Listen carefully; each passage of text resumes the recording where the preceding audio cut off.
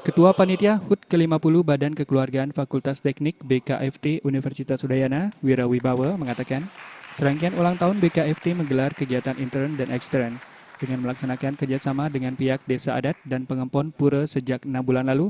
Kali ini BKFT menjalankan master plan di Pura Uluwatu dan Pura Serangan yang bermanfaat untuk pengembangan pura ke depan. Kegiatan yang diawali dengan persembahyangan bersama ini juga diisi penanaman pohon dan khusus di Pulau Serangan juga dilakukan pelepasan tukik.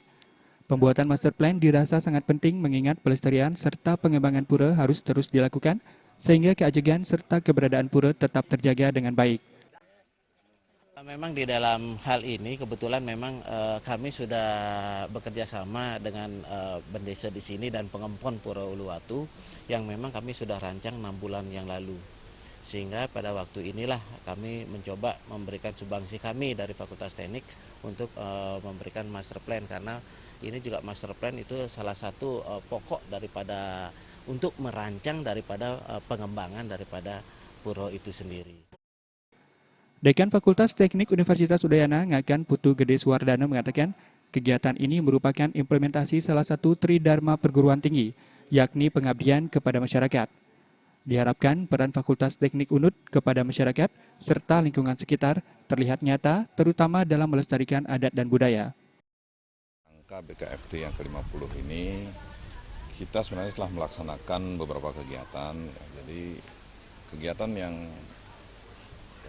bagian daripada tridharma perguruan tinggi itu adalah pengabdian masyarakat.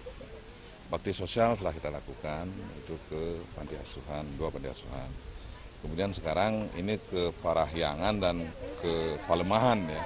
Kita melaksanakannya di Pura Uluwatu ini, yaitu kebetulan kita dari Fakultas Teknik telah merancang master plan Pura Uluwatu ini. Jadi sebenarnya tidak di Pura Uluwatu aja, jadi Pura Sakenan juga kita pengabdian di sana. Cuma di sana adalah pelepasan tukik dan penanaman pohon. Rangkaian ulang tahun BKFT telah dimulai sejak 24 September lalu dengan melaksanakan kegiatan seperti bakti sosial, pengabdian masyarakat, dan nanti akan dilaksanakan seminar nasional yang menghadirkan pembicara nasional.